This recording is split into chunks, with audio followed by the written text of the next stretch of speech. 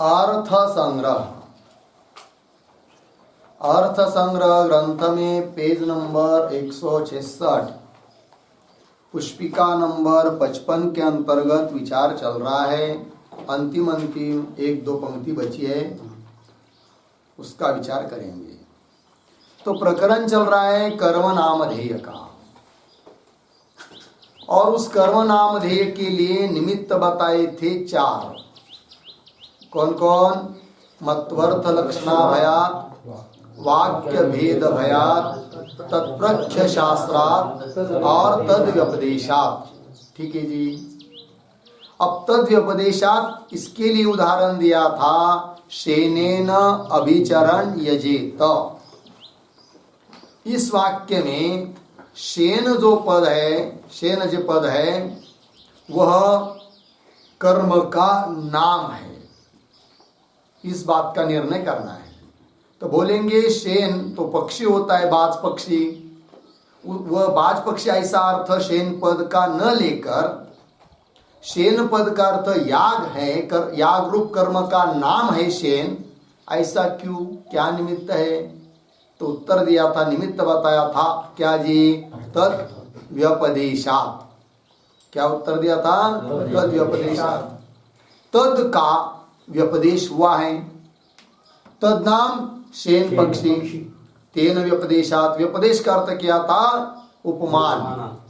उपमान बनाया है शेन को। बोलेंगे कहा तो अर्थवाद वाक्य में। तो अर्थवाद वाक्य भी कल बताया था, यथा वै शेन निपत्य आदत्ते एवं अयम विशंतम भ्रातृव्यम निपत्य आदत्ते। और एक नियम बताया था कि यद विधेयम तस्य स्तुति भवति। जो विधेय होता है उसकी ही क्या की जाती है? स्तुति की जाती है। तो शेनेन अभिचरण यजेत, इस वाक्य में शेन शब्द का अर्थ बाज पक्षी लेंगे। ठीक, तो विधेय कौन हो जाएगा? बाज पक्षी। फिर उसकी ही, उस पक्षी की ही अर्थवाद वाक्य के द्वारा स्तुति मानना पड़ेगी। किंतु इस अर्थवाद वाक्य के द्वारा उस शेन पक्षी की स्तुति नहीं हो सकती, क्योंकि शेन इसको उपमान बनाया है और उपमेय की स्तुति होती है। यदि शेनेन अभिचरण यजेत यहां पर विधेय याग मानेंगे और उसका नाम शेन मानेंगे, शेन याग, तो उसकी स्तुति तो हो सकती है। क्योंकि बताया था कि उपमान उपमेय भाव अलग अलग जगह होता है। उपमान भाव अलग होता, अलग जगह होता है। उपमेय भाव अलग जगह होता है। जो प्रसिद्ध होता है उसमें उपमान, और जो अप्रसिद्ध होता है उसमें उपमेय। और दोनों में सादृश्य रहता है। सादृश्य घटित होता है कौन? उपमान उपमेय भाव।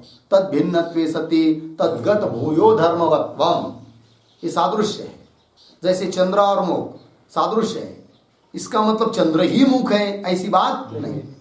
चंद्र से मुख भिन्न है, और चंद्र की उपमा देकर मुख की क्या की जा रही है? स्तुति। उसी प्रकार स्तुति करने वाला वाक्य जो अर्थवाद वाक्य, उसमें शेन को क्या बनाया है? उपमा, उपमान है वो। और उपमेय कौन है? याग। तो जैसा शेन पक्षी आकाश में घूमता हुआ पृथ्वी पर देखता रहता है, उसको जो भी कुछ खाद्य पदार्थ मांस खंड आदि मिला दिखाई दिया तो बहुत वेग से झपट कर आकर अपने भक्ष्य का ग्रहण करता है। कौन? शेन पक्षी। ते उपमान हुआ। उसी प्रकार यह याग भी क्या करता है? जो द्वेष करने वाले वैरी है, शत्रु है कि नहीं, उनका भी क्या करता है? वो नाश करता है। ये बात कही थी। तो उपमान कौन हुआ? शेन पक्षी। उपमेय कौन हुआ? याग। अब यदि शेनेन अभिचरण यजेत, इस वाक्य में शेन शब्द का अर्थ पक्षी लेंगे तो विदेशेन होगा, तो उपमान भी शेन पक्षी की, स्तुति भी शेन पक्षी की, ऐसा हो नहीं सकता। इसलिए उपमानात तद्व्यपदेशात तद उपमानात, उपमान होने के कारण यहां पर विधि वाक्य में शेनेन अभिचरण यजत, इस वाक्य में जो शेन पद आया है वह याग का नाम है। और उसके लिए निमित्त क्या जी? तद्व्यपदेश। स्पष्ट हुआ? अंतिम की जो दो पंक्ति बची है उसको पढ़ते हैं, दो तीन पंक्ति। न च शेन उपमानेन, उपमानत्वेन, न का अन्वय आगे शक्यते के साथ, च शेन उपमानत्वेन, शेन उपमान होने के कारण, शेन मतलब कौन? शेन पक्षी। उपमान होने के कारण सएव शेन पक्षी एव स्तोतुम न शक्यते, उसकी स्तुति नहीं की जा सकती है। क्यों? उपमान उपमेय भावस्य भिन्न निष्ठत्वात्। उपमान भाव अलग जगह रहता है, उपमेय भाव अलग जगह रहता है। जैसे चंद्र और मुख, उपमान भाव किसमें है? दोनों में से चंद्र में। और उपमेय भाव किसमें है? मुख में। गो सदृश गवयः, उपमान भाव किसमें? गौ में। और उपमेय भाव किसमें? गवय में, है कि नहीं? उस प्रकार यहां पर भी अर्थवाद वाक्य में आया जो शेन पद, उसका अर्थ है बाज पक्षी। और इस विधि वाक्य में कौन विधि वाक्य? शेनेन अभिचरण यजेत, इस वाक्य में शेन शब्द का अर्थ है शेन याग। ठीक है। अब यहां पर उपमान कौन? शेन पक्षी। और उपमेय कौन? शेन याग। भिन्न हुआ कि नहीं? तो वही लिखा फिर उपमान उपमेय भावस्य भिन्न निष्ठत्वात्। और फिर कल बताया था कि उपमान किसको समझना है और उपमेय कौन? जो प्रसिद्ध होता है वह उपमान, और जो अप्रसिद्ध होता है उसको कहते हैं उपमेय। इतनी बात हो गई। आगे पंक्ति देखिए, यदा तो शेन संज्ञक याग विधीयते, है कि नहीं? अब शेनेन विचरण यजेत, इस वाक्य में शेन शब्द का अर्थ पक्ष नहीं, क्या करेंगे? याग। तब तो यदा तो शेन संज्ञक याग विधीयते, शेन संज्ञक याग का विधान किया जाता है, तदा तब तो अर्थवादेन, अर्थवादेन मतलब अर्थवाद वाक्य के द्वारा, शेन उपमानेन, शेन, यहां पर शेन शब्द का अर्थ क्या? पक्षी। शेन उपमानेन, उपमान किसका दिया है? शेन पक्षी का। तो शेन उपमानेन तस्य स्तुति कर्तुम शक्यते, तस्य यागस्य, है कि नहीं? उस याग की स्तुति की जा सकती है। ठीक है ना जी? पुनः पढ़ता हूं। यदा तो शेन संज्ञक याग विधीयते, शेन संज्ञक याग का विधान किया जाता है, तदा तब तो अर्थवादेन मतलब अर्थवाद वाक्य के द्वारा, शेन उपमानेन, शेन की उपमा देकर, तस्य यागस्य स्तुति ही कर्तुम इति। शेन शब्द कर्म नामधेयम्, इसलिए शेन शब्द क्या हुआ? कर्म का नाम। क्यों? तद्व्यपदेशात् इति। होगा ये बात पूरी? आगे चलते हैं। हाँ, अब आगे पेज नंबर 168, पुष्पिका नंबर 56, उसके ऊपर पढ़ते हैं। कर्म नाम ध्येयत्वे उत्पत्तिशिष्ट गुण बलियस्त्वम्, कर्म नाम ध्येयत्वे उत्पत्तिशिष्ट गुण बलियस्त्वम्, उत्पत्तिशिष्ट गुण बलियस्त्वम् अपि पंचमं नाम ध्येय निमित्तम इति केचित्, उत्पत्तिशिष्टगुणबलीयस्त्वमपि पञ्चमानामयेत्तम् इति चेत् यथा वैश्वदेवेन यजेत इत्यादौ यथा वैश्वदेवेन यजेत इत्यादौ अत्र उत्पत्तिशिष्टाग्न्यादीनां बलीयस्त्वात् वैश्वदेव शब्दस्य विश्वदेव देवता अभिधायकत्वं न संभवति इति कर्मनामधेयत्वम् उत्पत्तिविशिष्टाज्ञादीनां बलीयस्त्वात् वैश्वदेवशब्दस्य विश्वदेवदेवताविधायकत्वं न संभवति इति कर्मनामधेयत्वम् वस्तुतस्तु तत्प्रख्यशास्त्रात् एव अस्य कर्मनामधेयत्वं प्रकृतयागे विश्वदेव रूप गुण संप्रतिपन्न शास्त्रस्य अर्थवाद रूपस्य एव सत्वात् वस्तुतस्तु तत्प्रख्यशास्त्रात् एव अस्य कर्मनामधेयत्वं प्रकृतयागे विश्वदेवरूपगुणसम्प्रतिपन्नशास्त्रस्य अर्थवादरूपस्य एव सत्वात् यद्विश्वे देवाः समयजन्त तद्वैश्वदेवस्य वैश्वदेवत्वम् इति यद्विश्वे देवाः समयजन्त तद्वैश्वदेवस्य वैश्वदेवत्वम् इति। ठीक, देखिए भाई, तो कर्म नामधेय के लिए निमित्त कितने बताए थे? 4। कुछ लोग बोलते हैं कि वो 4 तो है और 5वां भी एक निमित्त है। किसके लिए? कर्म नामधेय के लिए। इस याग का एक नाम है नामधेय। नामधेय मतलब नाम। ये निर्णय करने के लिए और एक 5वां भी निमित्त है, ऐसा कुछ लोग मानते हैं। वही देखिए कौन सा वो 5वां निमित्त फिर तो बता रहे, उत्पत्ति शिष्ट गुण बलियस्त्वम। ये 5वां निमित्त कौन बोलिए? उत्पत्तिशिष्ट गुण बलियस्त्वम। ये 5वां निमित्त हुआ। तो कितने निमित्त हो गए फिर? 5। कौन कौन? नंबर 1 मध्वर्त लक्षणा भयात, वाक्य भेद भयात, तत्प्रख्य शास्त्रात, और ये 5वां उत्पत्तिशिष्ट गुण बलियस्त्वम। हाँ, उत्पत्तिशिष्ट गुण बलियस्त्वम लगा। अपि पंचमाम नामधेय निमित्तम, 5वां नामधेय के लिए निमित्त है। इति केचित। केचित मतलब कुछ लोग कहते हैं, सभी आचार्यों का ये मत नहीं, कुछ आचार्यों का कहना है। अब ये क्या है उत्पत्ति शिष्ट गुण बलियस्त्व? उसके लिए उदाहरण आगे दे रहे, किंतु पहले इस शब्दों को ही समझ लेते हैं। उत्पत्ति शिष्ट गुण बलियस्त्व मतलब क्या, फिर उदाहरण से समझेंगे विस्तार पूर्वक। तो लिखते इस पर एक वाक्य। नंबर 1, उत्पत्ति वाक्येन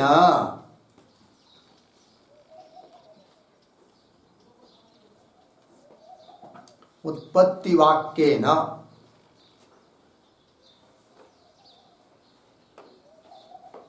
कौंस में लिखिए, क्यों बराबर चिन्ह देकर, उत्पत्ति विधि वाक्येन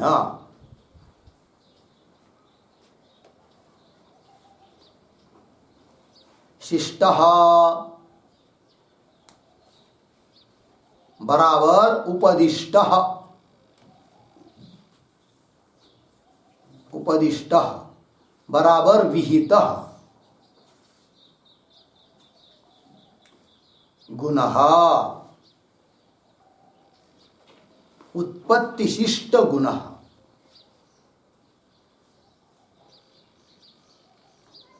उत्पत्तिशिष्ट गुणः तस्य तस्य बलीयस्त्वम, तस्य बलीयस्त्वम कर्म नाम ध्येये निमित्तम।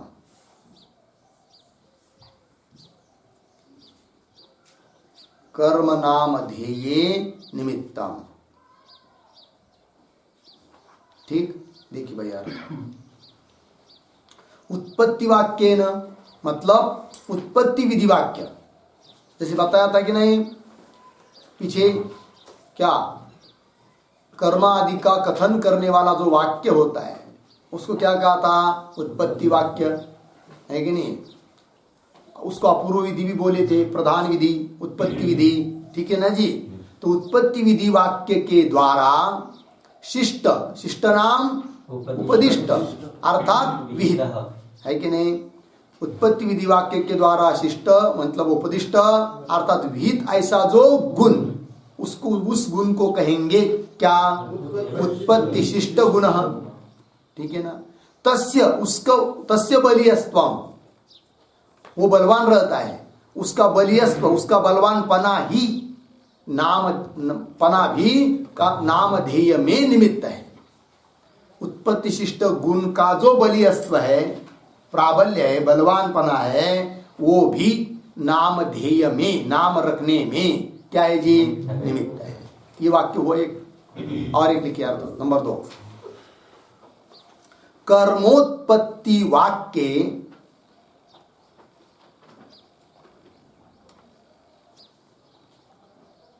कर्मोत्पत्ति वाक्य कर्मणा सह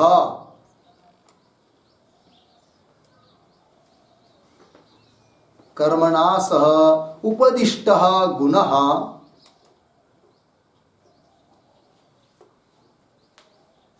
उपदिष्टः गुणः, कौंस में लिखिए द्रव्य देवतादि कौंस बंद,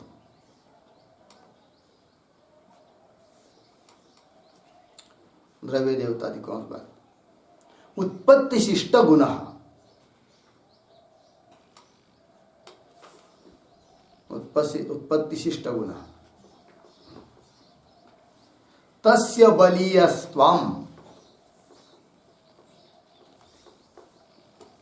तस्य बलीयस्त्वम् नाम ध्येये निमित्तम्,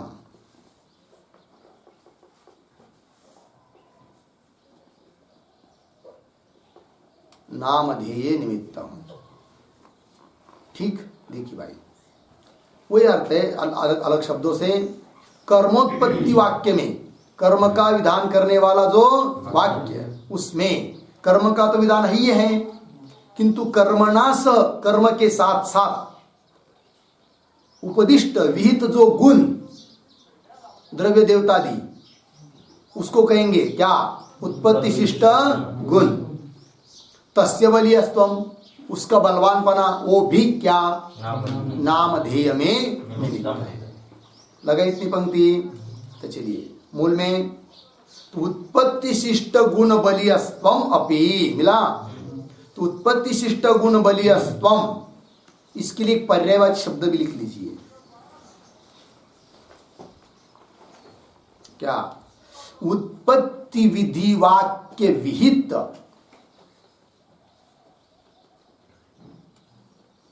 उत्पत्ति विधि वाक्य विहित देवता बलियस्त्वम,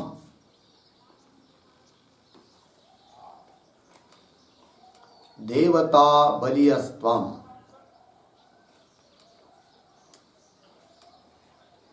ठीक है जी। चलिए, उत्पत्ति विधि वाक्य के द्वारा विहित जो देवता, उसका बलियस्त्व, ये भी है पांचवा, नाम ध्येय में निमित्त, ऐसा कुछ लोग कहते हैं।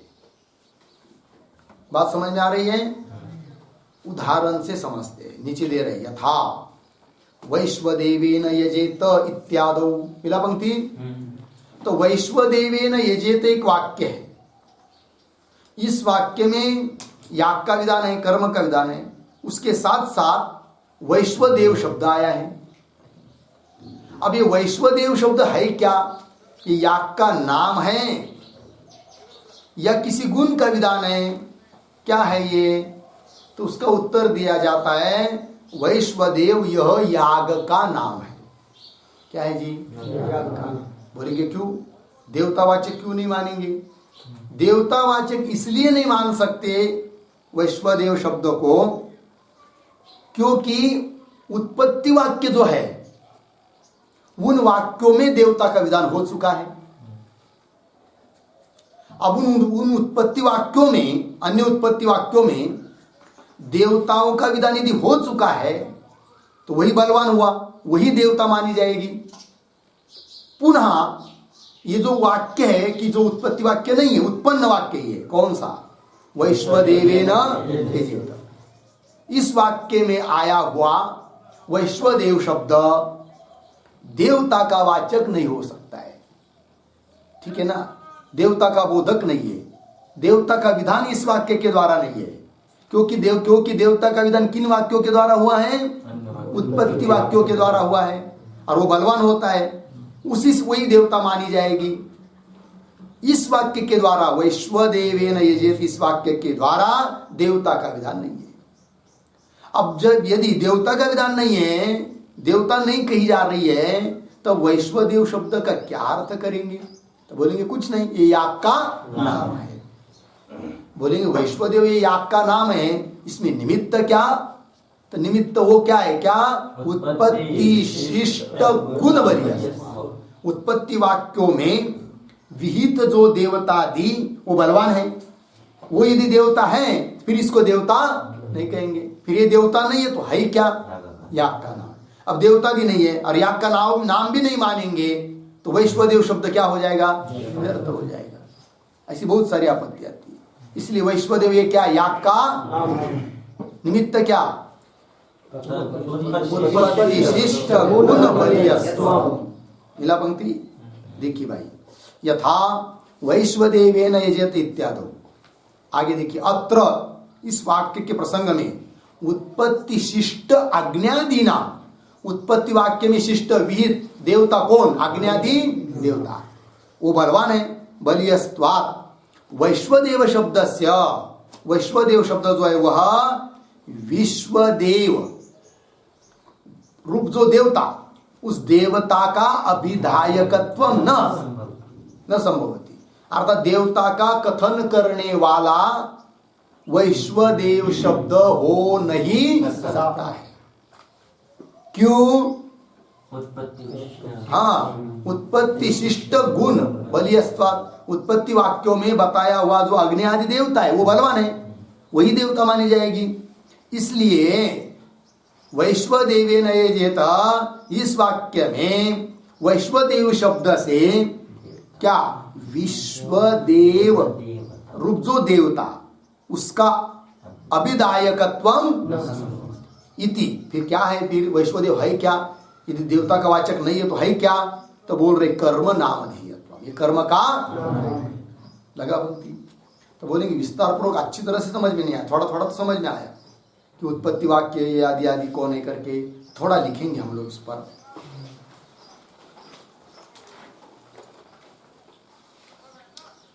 उत्पन्न वाक्येन, उत्पन्न वाक्येन,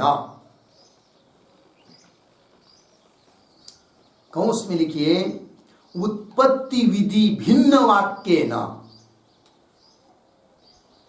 उत्पत्ति विधि भिन्न वाक्येन, उत्पत्ति विधि भिन्न वाक्येन लिखा, कौंस बंद। शिष्टस्य गुणस्य, शिष्टस्य गुणस्य उत्पत्ति वाक्ये, उत्पत्ति वाक्ये निवेशासंभवात्,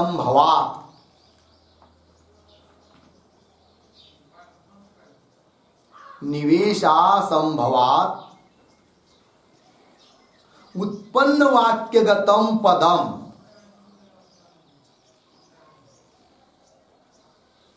उत्पन्न वाक्यगतम पदम कर्म नामधेयं भवति।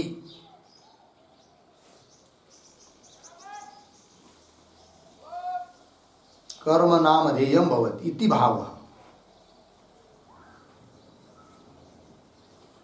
तत् उदाहरति, तत् उदाहरति वैश्वदेवेन इति।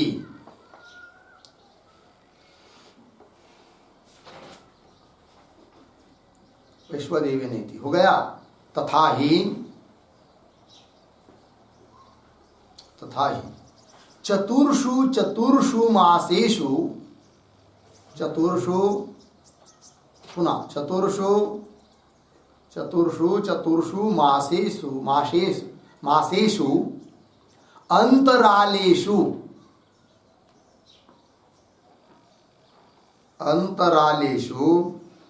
यत्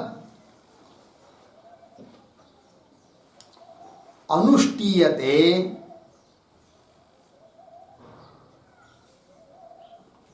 तत्कर्म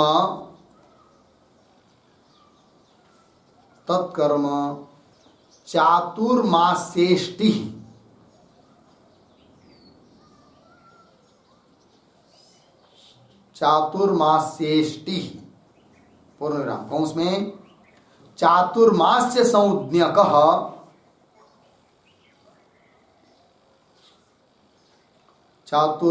संज्ञकः याग विशेषः भवति।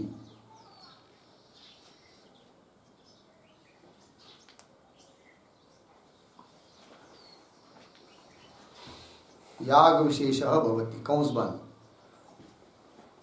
तत्र सन्ति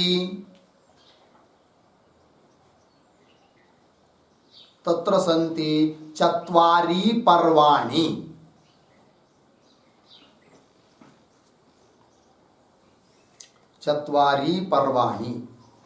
नंबर 1 वैश्वदेवः,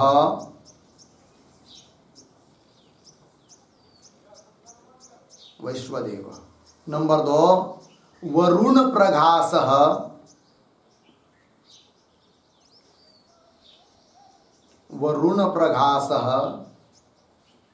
नंबर 3 शाकमेधः,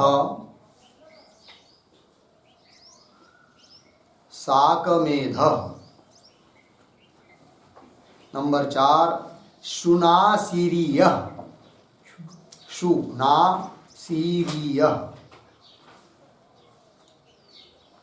शुनासिरियः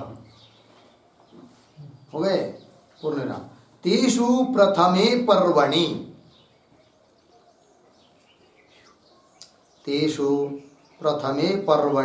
सन्ति अष्टयागाः,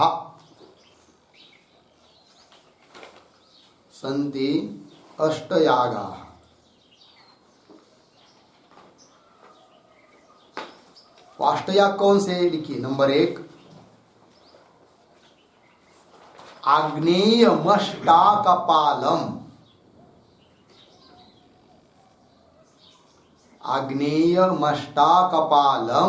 निर्वपति,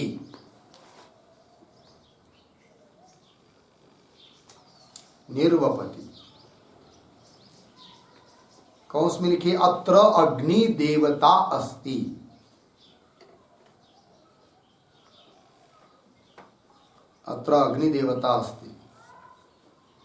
नंबर 2 सौम्यं चरुम,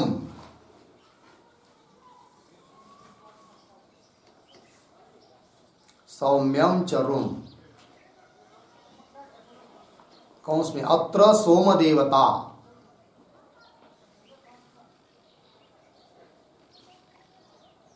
कौंस बंद। नंबर 3 सावित्रम द्वादश कपालम,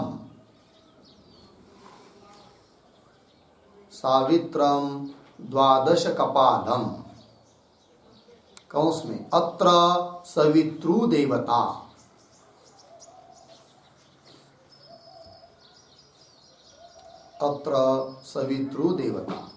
आगे नंबर 4 सारस्वतम चरुम,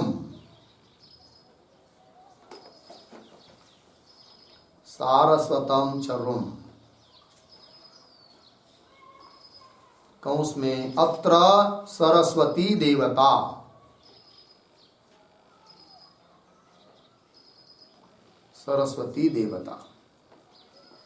नंबर 5 औष्णम चरुम,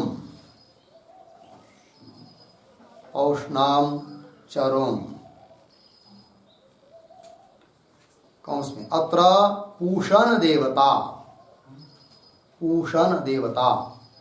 अत्र उषण देवता। आगे नंबर 6, मारुतम सप्त कपालम।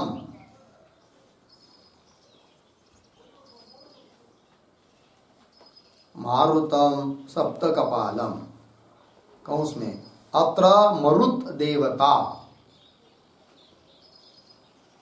कौंस बंद, अत्र मरुत देवता। आगे 7 नंबर, वैश्वदेवी मामीक्षाम। वैश्वदेवी मामीक्षाम, कौंस में अत्र वैश्वदेव देवता।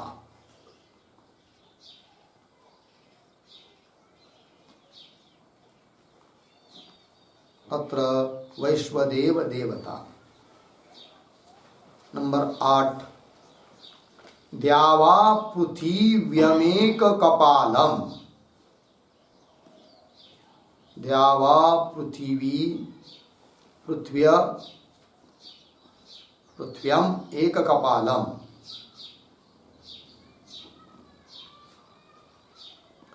कौंस में अत्र द्यावा पृथ्वी देवता। अत्र द्यावा पृथ्वी देवता, कौंस बंद। हो गए 8 याद। आगे थोड़ा देखिए, इति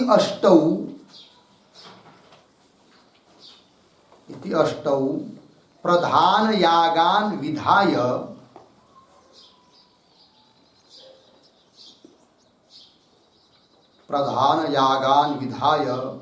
श्रुतम उद्धरण चिन्ह में वैश्वदेवेन यजेत इति, उद्धरण चिन्ह बन, वैश्वदेवेन यजेत इति।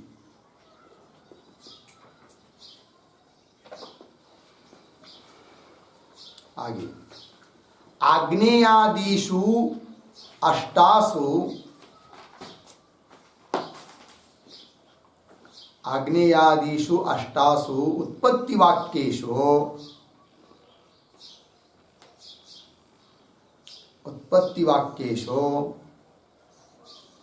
तद्धितान्तैः शब्दैः,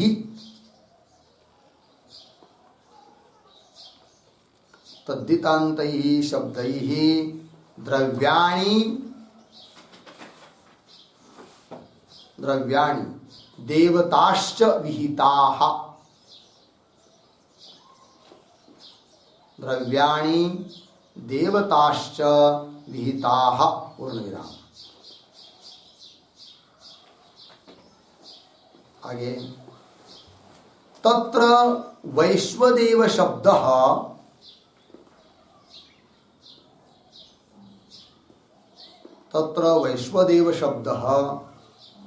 अष्टानामपि कर्मणां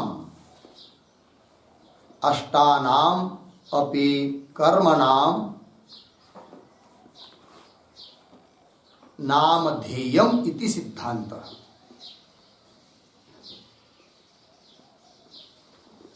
नामधेयम् इति सिद्धान्तः, पूर्णविराम। अत्र नामधेयत्वे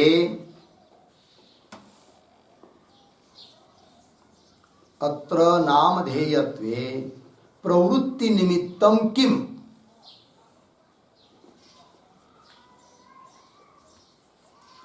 प्रवृत्ति निमित्तं किम, प्रश्न चिन्ह। उत्पत्तिशिष्ट गुण बलियस्त्वाम्, उत्पत्तिशिष्ट गुण बलियस्त्वम् उत अन्यत्, उत अन्यत् इति चिन्तनीयम्।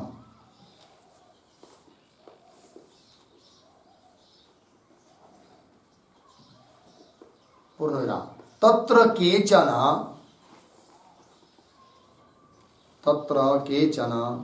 उत्पत्तिशिष्ट गुण बलियस्त्वम्, उत्पत्तिशिष्ट गुण बलियस्त्वम् नामधेयत्वे निमित्तम् इति वदन्ति। नामधेयत्वे निमित्तम् इति वदन्ति। नामधेयत्वे निमित्तम् इति वदन्ति। पूर्णविराम। तथा ही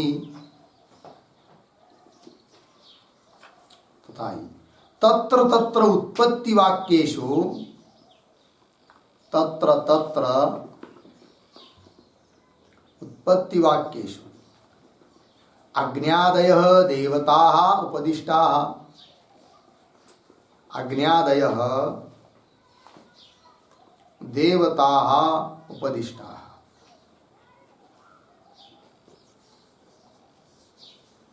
पूर्णविराम। तासु विद्यमानासु सत्सु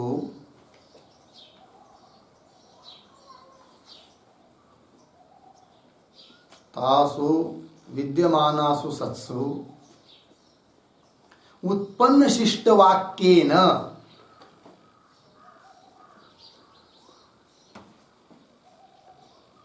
उत्पन्न शिष्ट वाक्येन, उद्धरण चिन्ह में आगे वैश्वदेवेन यजत, इसको उद्धरण चिन्ह में लीजिए। वैश्वदेवेन यजेत इति अनेन, इति अनेन विश्वे देवरूप देवता,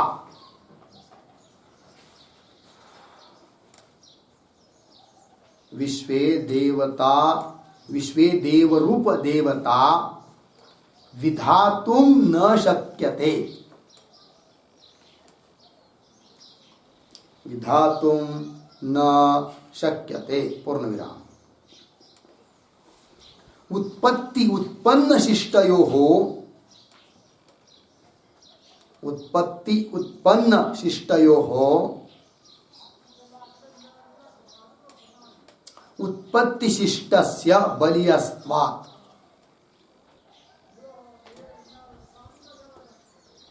उत्पत्ति शिष्टस्य बलियस्त्वात्।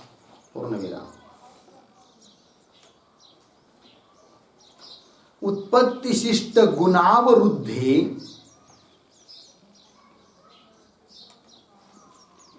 उत्पत्ति शिष्ट गुणावरुद्धे कर्मणि, कर्मणि उत्पन्न शिष्ट गुणानाम,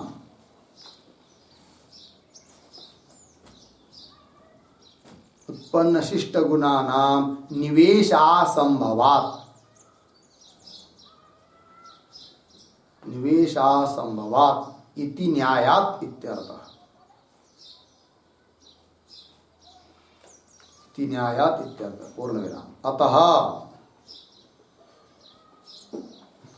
वैश्वदेवेन यजेत इति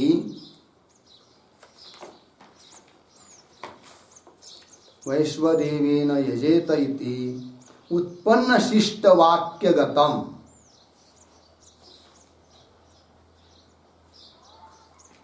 उत्पन्न शिष्ट वाक्यगतम् वैश्वदेवम्, वैश्वदेवम् न तेषाम्, न तेषाम् अग्नेयादि यागानां देवता,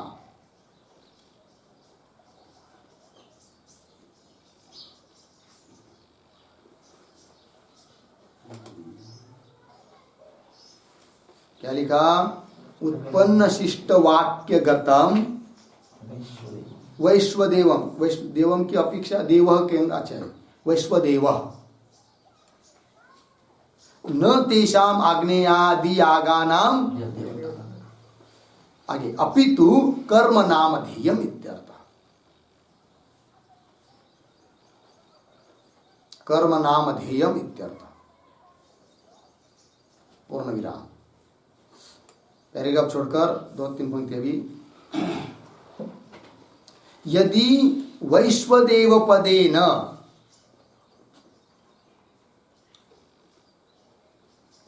वैश्वदेव पदेन देवता अंगीक्रियते चेत्,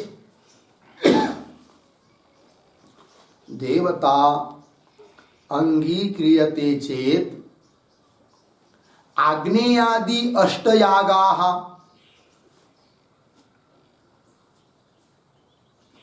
आग्नेयादि अष्टयागाः द्विदेवतावन्तः स्युः द्विदेवतावन्तः स्युः पूर्णया तेषु च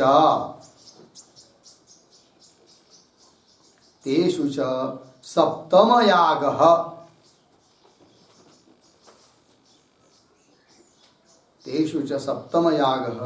पूर्वम एव विश्वदेवताकः अस्ति विश्वदेवताकः अस्ति पूर्णविराम पुनश्च अनेन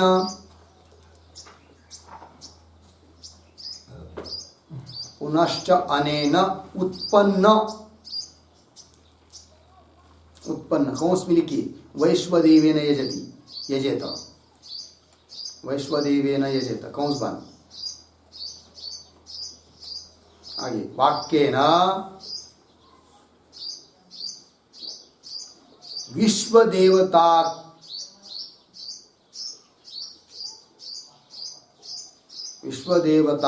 कथनम नोचितम्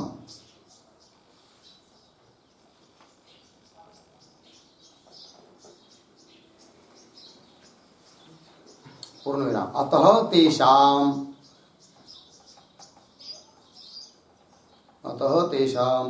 नामधेयं वैश्वदेवः इति नामधेयं वैश्वदेवः इति पूर्णविराम न तु तेषां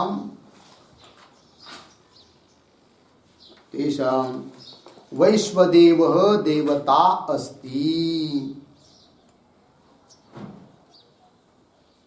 वैश्वदेवः देवता अस्ति ठीक चलिए भाई अर्थ समझ लेंगे तो क्या क्या लिखा है देखिए उत्पन्न वाक्य मतलब क्या जी उत्पत्ति विधि भिन्न वाक्य हाँ दो वाक्य के प्रकार है उत्पत्ति वाक्य उत्पन्न वाक्य तो जिन वाक्यों के द्वारा कर्म आदि का विधान किया है तो उत्पत्ति वाक्य हुआ और उनको छोड़कर बाकी के वाक्य उनको क्या कहेंगे उत्पन्न वाक्य ठीक है ना जी तो देखिए उत्पन्न वाक्य न शिष्टस्य गुणस्य उत्पन्न वाक्य में उपदिष्ट जो गुण है शिष्ट मतलब उपदिष्ट जो गुण है उसका उत्पत्ति वाक्य में निवेश प्रवेश हो नहीं सकता असंभवात तो उत्पन्न वाक्यगतम फिर वो उत्पन्न वाक्य जो है उदाहरण वैश्वदेवेन यजेत तो उत्पन्न वाक्यगतम पदम नामधेयम भवति हो गया ना ये नामधेय है अब इसी बात का स्पष्टीकरण ये सब लिखा हम लोगों ने तो पढ़ते हैं तदुदारति वैश्वदेवेन इति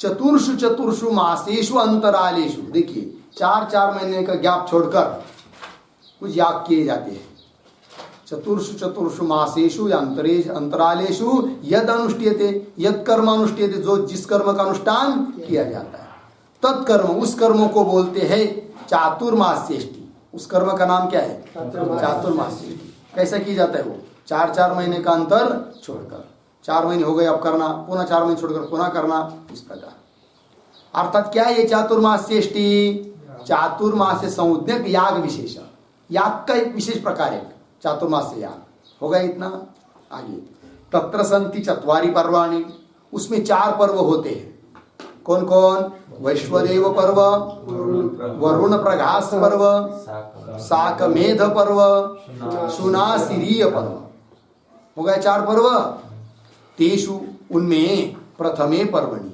पहला पर्व कौन वैश्वदेव पर्व तेषु प्रथमे पर्वणि संति अष्टयागा प्रथम पर्व में वैश्वदेव पर्व में कितने याग है 8 याग है कौन कौन अग्नेयम अष्टकपालम निर्वपति अष्टकपाल याग है उसकी देवता बताई कौन अग्नि देवता है ये उत्पत्ति वाक्य 8 के 8 है कि नहीं उस उत्पत्ति वाक्य में देवता का विधान हुआ है फिर पुनः वाक्य आया सौम्यम चरु याग उसकी देवता बताया कौन? सोमयाग, सोम देवता। फिर सावित्रम द्वादश कपालम, द्वादश कपाल नाम का याग, उसकी देवता कौन? सवित्र अर्थात सूर्य। सारस्वतम चरु, ये जो चरु याग है इसकी देवता सरस्वती। पौष्णम चरुम, इसकी देवता पुषण देवता है कि नहीं? और पुषण मतलब वही सूर्य। मारुतम सप्त कपालम, सप्त कपाल याग, इसकी देवता मरुत देवता। और वैश्वदेवीम आमिक्षाम, आमिक्षा याग, उसकी देवता कौन? वैश्वदेवी अर्थात वैश्वदेव, ये देवता है। और द्यावा पृथ्व्याम एक कपालम, एक कपाल याग, उसकी देवता है कौन? द्यावा पृथ्वी। ये सब उत्पत्ति वाक्य है। इन सभी उत्पत्ति वाक्यों में कर्म के साथ साथ देवता का भी उल्लेख है कि नहीं? तो उत्पत्ति वाक्य तो क्या बोलेंगे इसको? उत्पत्ति शिष्ट गुण। ये जो देवता बताए ना हर एक याग में, कैसी देवता हुई, कैसा गुण है? ये उत्पत्ति शिष्ट गुण है। और उत्पत्ति शिष्ट गुण जो होता है वो कैसा होता है जी? बलवान होता है। किसकी अपेक्षा? उत्पन्न शिष्ट गुण की अपेक्षा उत्पत्ति शिष्ट गुण कैसा होता है? बलवान होता है। आगे इति अष्टौ प्रधान यागान विधाय, ये 8 प्रकार के प्रधान याग है, उनका विधान किया। विधान करने के बाद एक वाक्य सुनाई देता है वहां पर, कौन? वैश्वदेवेन यजेत, ये वाक्य है।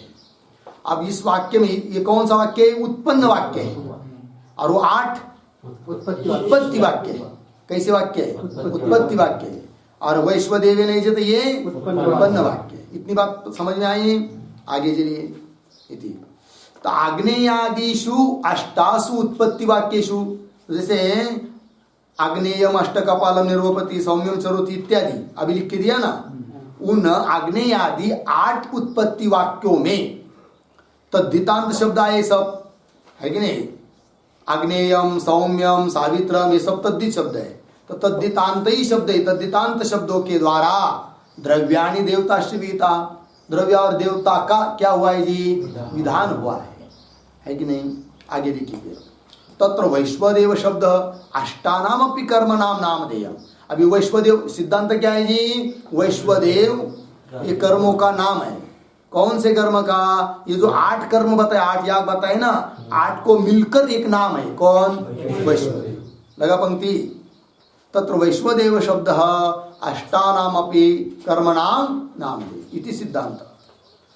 अत्र नामधेयत्वे प्रवृत्ति निमित्तम किम, बोलेंगे भाई वैश्वदेव यह 8 यागों का नाम है, किंतु ये याग का नाम है, कर्म का नाम है, इसके लिए निमित्त कौन है कि नहीं? प्रश्न पूछा। अत्र नामधेयत्वे प्रवृत्ति निमित्तम किम, मतलब क्या? उत्पत्ति शिष्ट गुण बलियस्त्व निमित्त है, उत अन्य किंवा दूसरा ही कोई निमित्त है, ये विचार करना है। इति चिंतनीय। तो फिर उसमें उत्पत्ति शिष्ट गुण बलियस्त्वम नामधेयत्व निमित्तम, यहाँ पर निमित्त क्या है नामधेय के लिए? उत्पत्ति शिष्ट गुण बलियस्त्व है, ऐसा कुछ लोग बोलते हैं। कैसा बोलते हो, कैसा सिद्ध करते हैं? तो उसको अब लिख के दिया है नीचे, देखिए तथा ही करके। तत्र तत्र उत्पत्ति वाक्येषु अग्न्यादय देवताः उपदिष्टाः, उन 8 बताए ना 8 उत्पत्ति वाक्य, उस उत्पत्ति वाक्य में अलग अलग अग्न्यादि देवता का विधान हुआ है। जैसे किसी याग में अग्नि देवता है पहले, अग्नेयम अष्टकपालम निर्वपति, किसी में सोम देवता है, किसी में सवित्र देवता है, किसी में सरस्वती, अलग अलग हुआ कि नहीं? देखिए फिर अग्न्यादय देवता उपदिष्टा तासु विद्यमानासु सत्सु। अब वो वाक्य उत्पत्ति शिष्ट गुण यदि विद्यमान है, उत्पत्ति शिष्ट गुण मतलब उत्पत्ति वाक्य के द्वारा विहित जो देवता रूप गुण वो यदि विद्यमान है, तो तासु विद्यमानासु सत्सु उत्पन्न विद्यमान होने पर उत्पन्न शिष्ट वाक्य न, उत्पन्न शिष्ट वाक्य, उत्पन्न वाक्य कौन? वैश्वदेवेन यजेत, ये उत्पन्न वाक्य हुआ है कि नहीं? उसके द्वारा है कि नहीं? उत्पन्न शिष्ट वाक्य न वैश्वदेवेन यजेत इति अनेन विश्वदेव रूप देवता विधातुम न शक्यते। इस उत्पन्न वाक्य के द्वारा विश्वदेव रूप देवता है ऐसा विधान कर नहीं सकते, क्योंकि उत्पन्न वाक्य है। और बलियस्त्व किसमें होता है? उत्पत्ति शिष्ट गुण का बलियस्व होता है। ठीक है ना जी, वही लिखा। इत्यनेन विश्व देवता विश्वे देव रूप देवता विधातुम न शक्यते। आगे उत्पन्न उत्पन्न शिष्टयो, उत्पत्ति वाक्य में विहित उत्पन्न वाक्य में विहित दोनों में से बलवान कौन होता है उसको बता रहे। उत्पत्ति उत्पन्न शिष्टयो, उत्पत्ति शिष्ट से बलियस्वा, उत्पत्ति शिष्ट जो वो कैसा होता है, बलवान होता है कि नहीं। तो उस उत्पत्ति वाक्य में अग्नि देवता, सोम देवता, सावित्री देवता आदि आदि वो कैसे बलवान है, बलियस्वात। पंक्ति आगे लिखिए।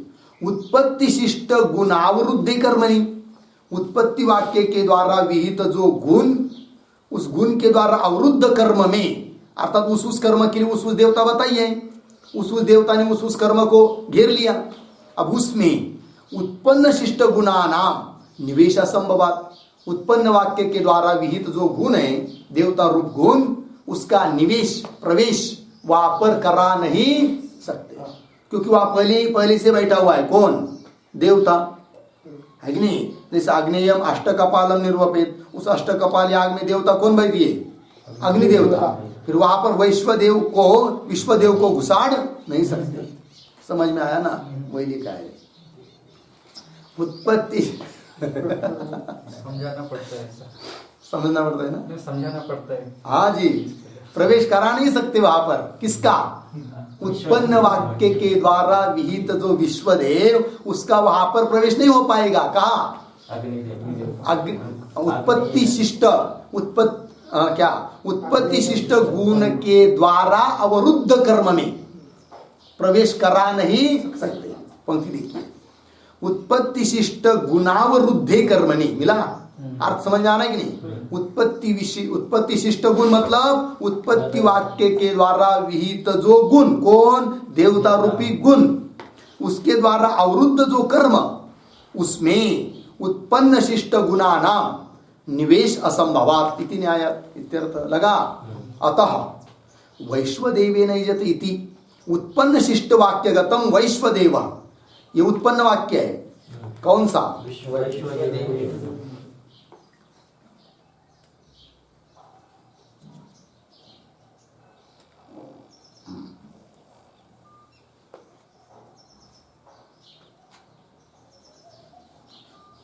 क्या हो रहा है भाई, गिरेज गए क्या।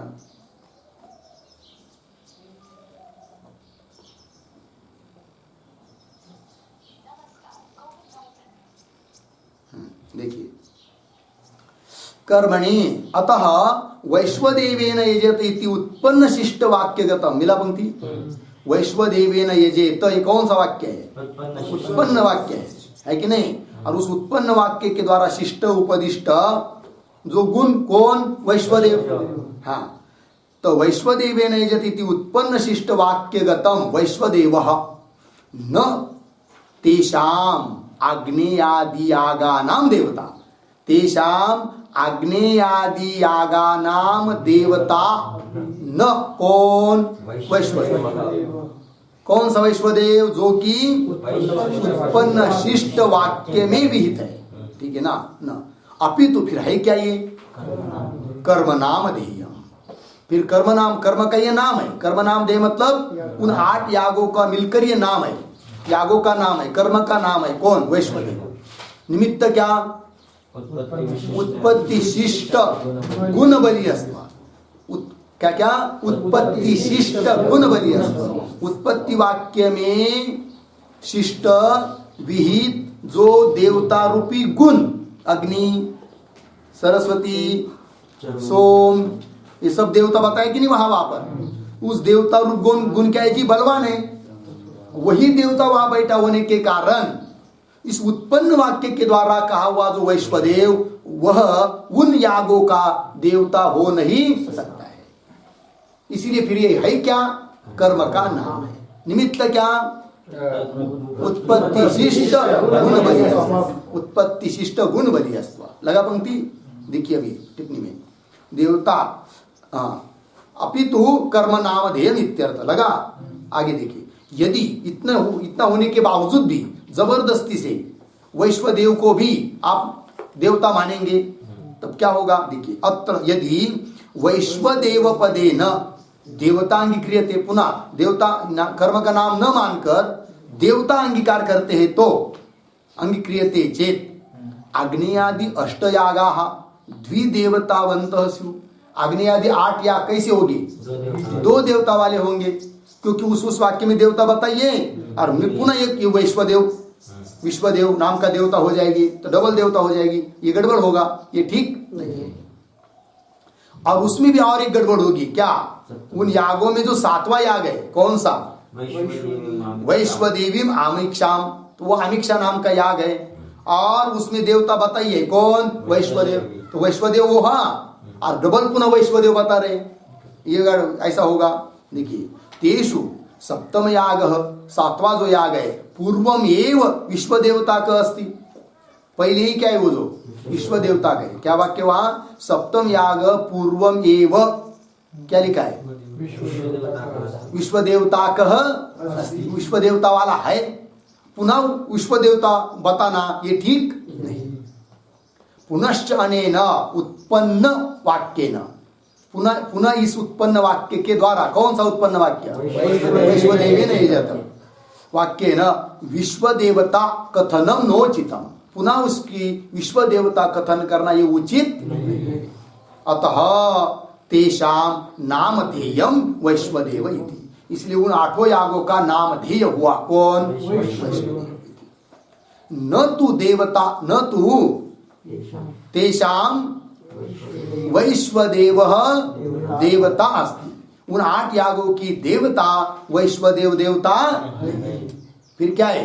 उन 8 यागों का ये के नाम लगा पंक्ति जी। चलिए आगे थोड़ा मूल में पढ़ेंगे अभी शुरू से। उत्पत्ति शिष्ट गुण बलियस्त्वम अपि पंचमाम नाम ध्येय निमित्तम इति केचित, मिला? उसका स्पष्टीकरण कर रहे नीचे की पंक्तियों में। यथा वैश्वदेवेन यजेत इत्यादि, लगा ना? अत्र उत्पत्ति शिष्ट आज्ञादीना, उत्पत्ति शिष्ट वाक्य समझ में आया? फिर वो 8 वाक्य उसमें विदित है कौन? अग्न्यादि देवता, अग्नि सोम आदि देवता। तो उत्पत्ति शिष्ट आज्ञादि नाम बलियस्त्वात्, वो बलवान होने के कारण वैश्वदेव शब्दस्य, वैश्वदेवेन यजत इस वाक्य में आया हुआ शब्द कौन? वैश्वदेव। तो वैश्वदेव शब्दस्य विश्वदेव देवता अभिधायकत्वम न संभवति, विश्वदेव रूप जो देवता उसका अभिधायकत्व, अभिधायकत्व नाम वाचकत्व, अभिधायकत्व का अर्थ लिखेंगे वाचकत्वम न संभवति, अर्थात देवता का वाचक नहीं है वो, कौन? वैश्वदेव शब्द विश्वदेव नाम की देवता का वाचक नहीं है। फिर है क्या? कर्म नामधेय। क्या लिखा जी? कर्म का ये नामधेय। लग गया पंक्ति? ये हो गया। अब ये जो मत बताया ये केचित वालों का मत बताया, किंतु पारंपरिक जो मीमांसक है वो बोलते हैं कर्म नामधेय में 4 ही निमित्त है, 5 नहीं। पहली बताई वही 4 ही निमित्त है, ये नहीं है। कौन सा? उत्पत्ति शिष्ट गुण बलियस्त्व, ये निमित्त ये किसी और का मत है मीमांसक ही है, कोई आचार्य, उनका मत बताया। ठीक है जी, वही लिख रहे फिर आगे। वस्तुतस्तु, फिर बोलेंगे भाई 4 ही निमित्त है, तो यहां पर कौन सा निमित्त मानेंगे आप? वैश्वदेव याग का नाम है, नाम है, इसके लिए 4 निमित्तों में से कौन सा मानेंगे? जबकि आप इसको मान नहीं रहे हैं। किसको? उत्पत्ति शिष्ट गुण बलियस्त्व को। तो बता रहे फिर उसके लिए वस्तुतस्तु तत्प्रख्य शास्त्रादेव, ये निमित्त मानेंगे। कौन सा? तत्प्रख्य शास्त्रात् एव अस्य कर्म नामधेयत्व, यह कर्म का नामधेय बन जाएगा। कौन? वैश्वदेव। कर्म का नाम है, क्यों? तत्प्रख्य शास्त्र, पारंपरिक मीमांसा के अनुसार। ठीक है ना जी? वस्तुतस्तु तत्प्रख्य शास्त्रादेव अस्य कर्म नामधेयत्वम, मिला? प्रकृत यागे विश्वदेव रूप गुण संप्रतिपन्न शास्त्रस्य अर्थवाद रूपस्य एव सत्वात्। क्या निमित्त बता रहे हैं अभी कर्म नाम ध्येय के लिए? तत्प्रज्ञ शास्त्र। तत्प्रज्ञ शास्त्र का अर्थ क्या बताया था? तस्य गुणस्य प्रख्यापक प्रापक शास्त्रस्य विद्यमानत्वात्। ये कहा था कि नहीं? उस गुण का प्रापक शास्त्र अन्य यदि विद्यमान है कि नहीं, तो इसको कर्म का नाम मानना है कि नहीं? जैसे अब यहां पर वैश्वदेव है कि नहीं, तो बोल रहे वैश्वदेवेन यजेत। इस वाक्य में वैश्वदेव ये कर्म का नामधेय है, नाम है। बोलेंगे क्यों? वैश्वदेव यह कोई विश्वदेव का वाचक नहीं है, कर्म का नाम है। बोलेंगे फिर विश्वदेव का वाचक कौन है? बोलेंगे अन्य शास्त्र विद्यमान है। विश्वदेव रूप जो गुण उसका प्रख्यापन करने वाला, ज्ञापन कराने वाला, बताने वाला अन्य शास्त्र विद्यमान है।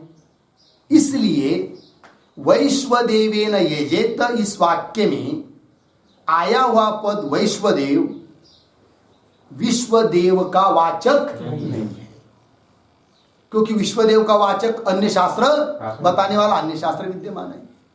फिर बोलेंगे वैश्वदेवेन, इस वाक्य में वैश्वदेव शब्द आया है, इसका क्या करेंगे? तो याग का नाम है। समझ में आया जी? पंक्ति देखिए, वस्तुतस्तो तत्प्रज्ञ शास्त्रात् एव अस्य कर्म नामधेयत्व। कैसे? प्रकृत यागे, प्रकृत याग जो 8 याग बताए कि नहीं, उसमें विश्वदेव रूप गुण, विश्वदेव रूप गुण का बताने वाला अन्य शास्त्र विद्यमान है। कौन अन्य शास्त्र? अर्थवाद रूप अन्य शास्त्र। वहां पर बताया है विश्वदेव को, वही लिख रहे हैं।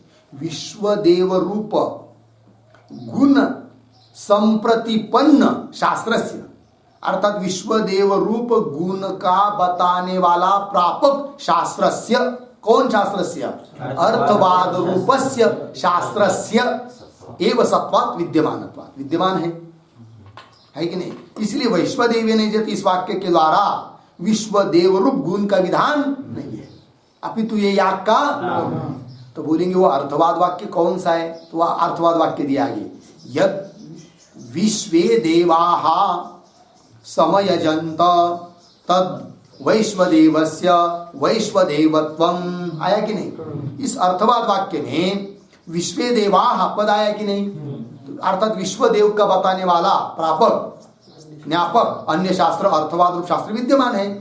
इसलिए वैश्वदेवेन यजत इस वाक्य में आया हुआ वैश्वदेव पद देवता का वाचक नहीं है, अपितु याग का नाम है, कर्म का नाम है। हो गया? इस पर लिखते थोड़ा स्पष्ट बोध होगा। पारंपरिकाः तो आज नंबर किसका है? छूटे आज, छूटे क्या? ठीक है। तो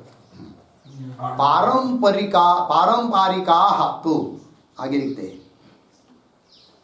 तेषाम अष्टानाम यागानाम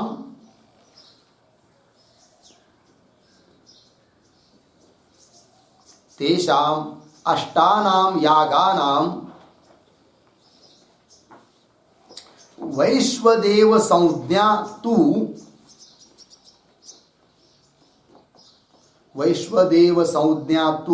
स्वीकुर्वन्ति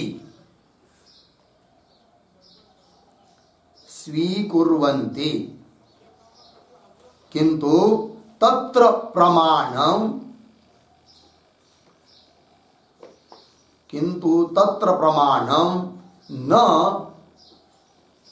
न उत्पत्ति शिष्ट गुणबलियस्त्वम्, उत्पत्ति शिष्ट गुणबलियस्त्वम् अपितु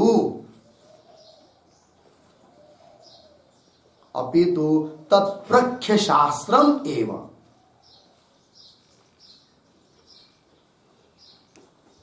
तत्प्रख्य शास्त्रम एव पूर्ण विराम। एतेषां मते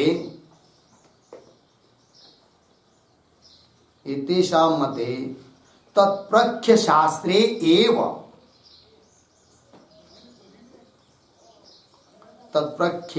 तत्प्रख्य शास्त्रे एव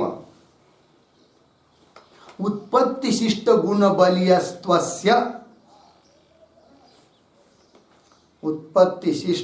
बलियस्त्वस्य अंतर्भावः बलियस्त्वस्य अंतर्भावः पूर्ण विराम हो गया पूर्ण विराम अंतर्भावः भवति भवति पूर्ण विराम नास्ति स्वतंत्रम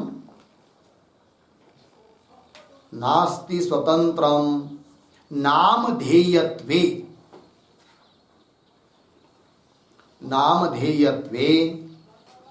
उत्पत्तिशिष्ट गुण बलियस्त्वम् उत्पत्तिशिष्ट गुण बलियस्त्वम् इत्यर्थः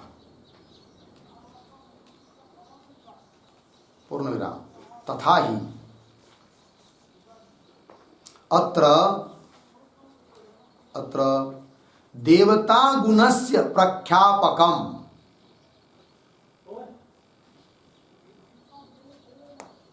देवता गुणस्य प्रख्यापकम् कौंस में लिखिए प्रापकम बराबर ज्ञापकम कौंस बंद प्रापकम बराबर ज्ञापकम कौंस बंद शास्त्रम अस्ति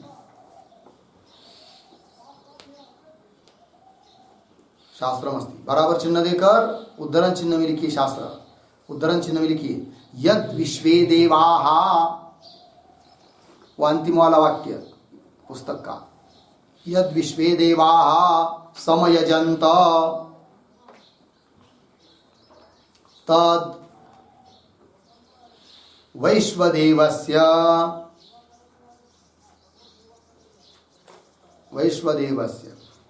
वैश्वदेवत्वम् इति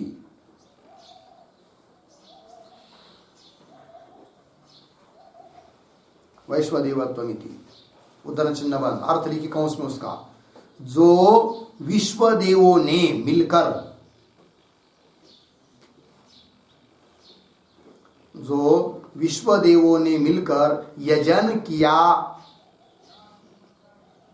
यजन किया वही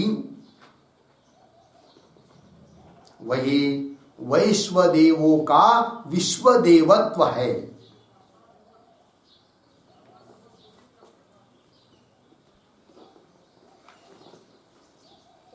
वैश्वदेवों का वैश्वदेवत्व है कौंस बंद अनेन अर्थवाद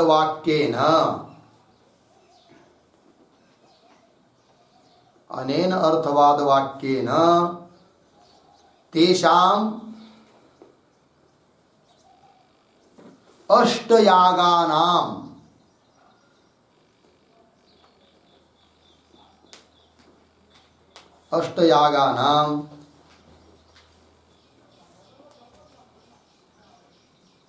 कर्तृत्व रूपेण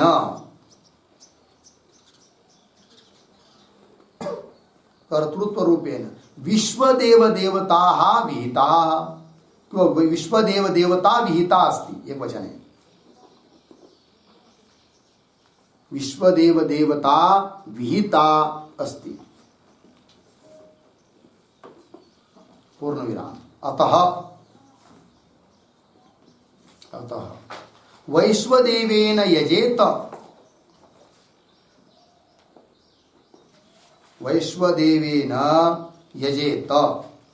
अनेन पुनः देवता विधानम नास्ति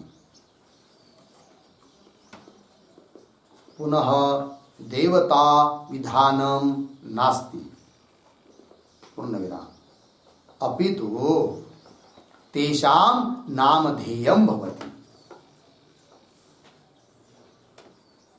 अपितु तेषां नामधेयं भवति पूर्ण विराम अतः तत्प्रख्य शास्त्रेण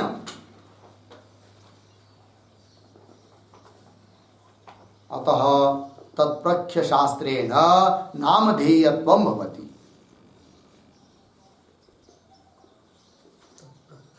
शास्त्रेण नामधेयत्वं भवति पूर्णविराम। न तु उत्पत्तिशिष्ट गुणबलीयत्वेन इति।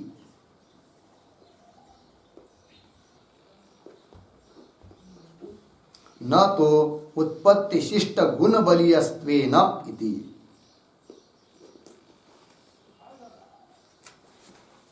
हो गया। चलिए अर्थ समझ लीजिए। पारंपरिक जो मीमांसक लोग हैं वो क्या कहते हैं? तेषाम अष्टानाम यागानाम, उन 8 यागों का वैश्वदेव संज्ञा तो स्वीकुर्वन्ति। वैश्वदेव उनकी क्या है? संज्ञा है कि नहीं? मान्य करते हैं, इसमें तो कोई मतभेद नहीं है। वैश्वदेव संज्ञा वो भी मान रहे, केचित वाले ये भी मान रहे, किंतु अंतर इतना है कि वो लोग केचित वाले वैश्वदेव संज्ञा मानने के लिए निमित्त बता रहे। कौन? उत्पत्तिशिष्ट गुण बलियस्व। और पारंपरिक लोग उन 8 यागों का नाम तो है वैश्वदेव, किंतु उसके लिए निमित्त क्या? तत्प्रख्य शास्त्र। ये दोनों में अंतर हुआ। देखिए, तेषाम अष्टानाम यागानाम वैश्वदेव संज्ञा तो स्वीकुर्वन्ति पारंपरिका, किंतु तत्र प्रमाणम किंवा निमित्तम न उत्पत्तिशिष्ट गुण बलियस्त्वम। फिर कौन? अपितु तत्प्रख्य शास्त्रम एतेषां मते, इनके मत में तत्प्रख्य शास्त्र में ही अंतर्भाव हो जाता है। किसका? उत्पत्तिशिष्ट गुण बलियस्त्व का। अलग से वो कोई निमित्ता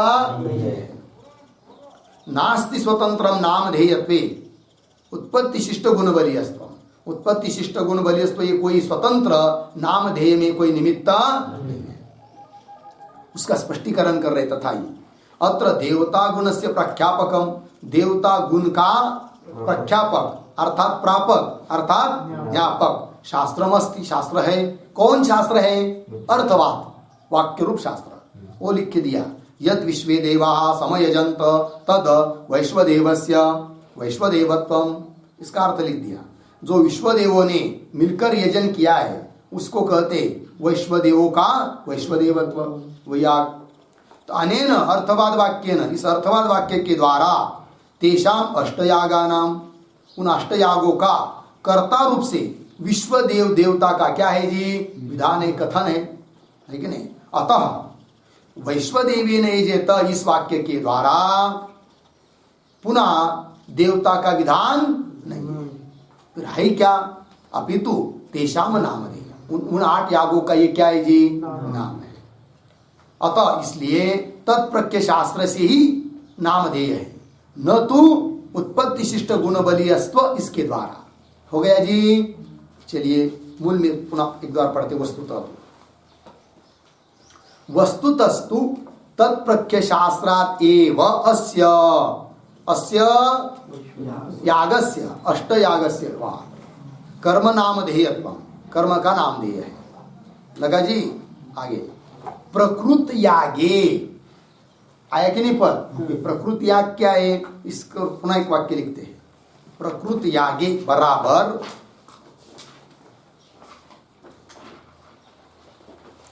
वैश्वदेव नाम के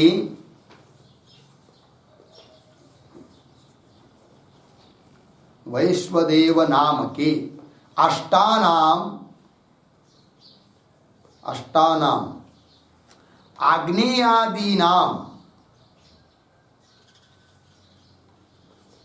आग्नेयादीनाम संघात्मके प्रकृत यागे,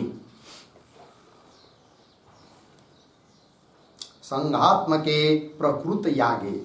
हो गया। चलिए अर्थ। प्रकृत याग मतलब कौन सा? कि वैश्वदेव जिसका नाम है, अष्टानाम अग्नेयादीनाम 8 जो अग्नेयादि याग है जो बताया है अभी 8 है कि नहीं? वो संघात्मक, ऐसा जो प्रकृत याग, संगात्मक, संगों को लेकर एक वचन कर दिया। प्रकृत यागे, याग में क्या जी? विश्वदेव रूप, मूल में विश्वदेव रूप गुण संप्रतिपन्न शास्त्रस्य। आया कि नहीं? तो क्या अर्थ है इसका? उसका अर्थ लिखिए।